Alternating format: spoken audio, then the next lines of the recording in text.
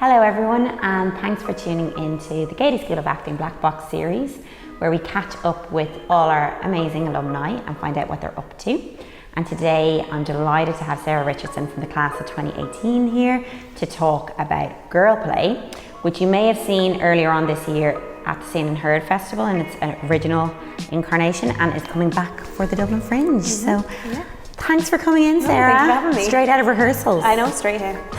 Very good. So can you give, for those of us who haven't seen GirlPlay, give me a brief synopsis of what it is about and what we ought to expect? Yeah, so GirlPlay is basically a spoken word theatre piece. There's 3 of us on stage. It follows the journey of the female sexual experience, basically. So it spans across around sort of like 18 to 31, and how, as women, we follow one woman's journey and how that changes, her relationship changes with her body, how it changes with her sexuality and her sexual experiences, and how that affects her, changes her, and how she grows from it, basically. Yeah. Okay, brilliant. And you've had more experience about writing about this kind of stuff recently you've got a very exciting new role. Yes, as well. I've just become the sex columnist for Hot Press. So what a cool job!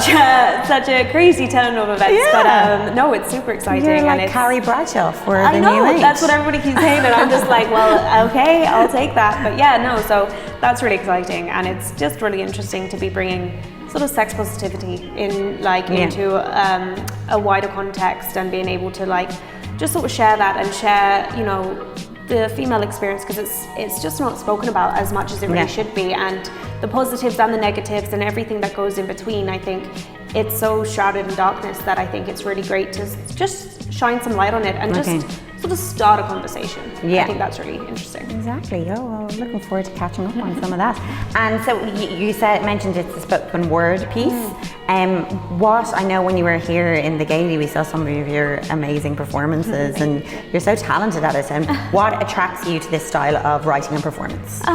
It's really interesting. I don't really know how I sort of fell into doing it. It just sort of was something that was instinctually part of the way I naturally started to write. There's such a great way. I find rhythm and beats and rhyme such an interesting way of expressing yourself. It's, someone once said, when they were talking about musicals, and it was like, the reason for songs in musicals is when the emotions are too much to express, so they have to do it through a song. And that's kind of sometimes how I feel about spoken word. It's such an interesting format to be able to indulge in a story and storytell and explain and create humor and create heartbreak in this one sort of format that I find really interesting. And I'm quite influenced in the rap and hip hop scene, and I really like how that can be brought into it and can be removed from it. So how spoken word can develop from a really fast pace beat-based rhythm, and then can really slow down again, and it can be something that is a lot more quieter and stuff, and I like that fluidity in it. Yeah, no, and it's so powerful. And you're working with, so we were mentioning just before we came on camera, just the casting process for that then. Is it important to get the right people who are talented in that area? You're working with one of fellow grads, Martha Dunlea. And she's brilliant, and it's great. It's really interesting because it's not a conventional theatre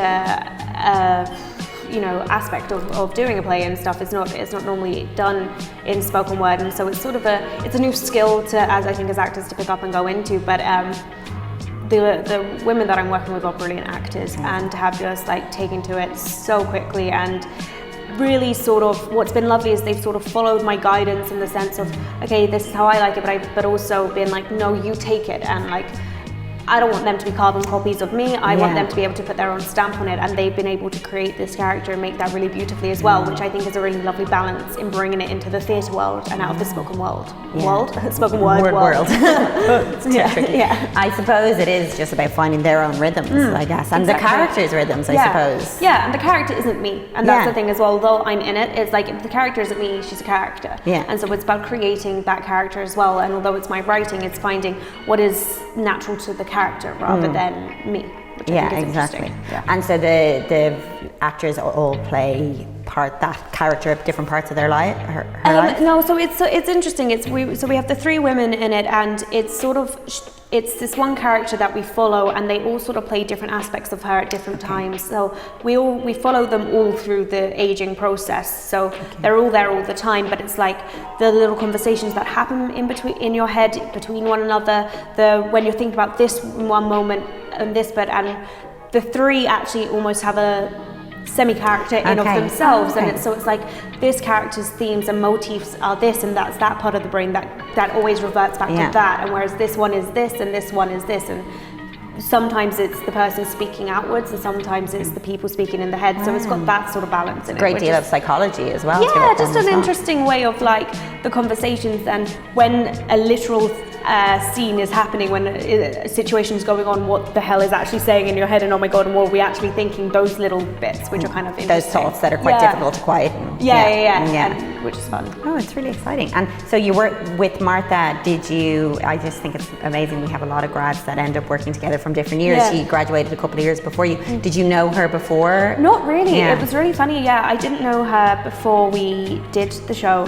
I remember I was sitting with Angel, who's directing it, who's another grad and stuff. Yes, of course. She was like, I suggested Martha, and I was like, it's so funny. She was 2 years above me, and it's when you're below someone, you're like, oh my god, I couldn't ask them. Like, oh my god, they wouldn't want to be in it. Why would they want to be in it? Oh my god, like no. And I was just graduated, and I was like, no, but I've seen her in this play, and she wouldn't. And like, you put these people up on a pedestal, rightly so, because Martha is amazing. But it's so lovely that you have that connection of when I went to Martha, and she was like, yeah, definitely would love to be on board. And then I was like, oh my god, she wants to be in my play. Like, I kind of freaked out.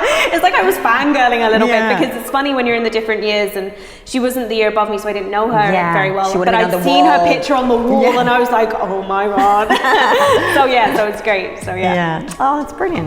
And so you only graduated a year ago, and you do seem to have been consistently busy. What advice would you have for any graduates who are just out of GSA? I think, and it's something that we are taught here as well, there's a lot of creating your own work and keeping yourself busy. I think sometimes when you graduate, like, you've had such a structure for so long that's taken away from you, and that can be a bit daunting, and I think creating your own structure, creating your own work, and just, if you are a writer, just writing, whether it's for something or just for yourself, that idea, if you're into producing or something, finding that other aspect that can allow you to create your own work, because a lot of the stuff that I have been doing has been some of my own work and has been driven by that, and I think it's a really great aspect and a great way to be like, put yourself on the map. We're in a world where talent isn't hard to find beautifully. Do you know what I mean? Like, beautifully, there are so many talented people, and that's such an amazing experience to be a part of, to be surrounded by so many talented people.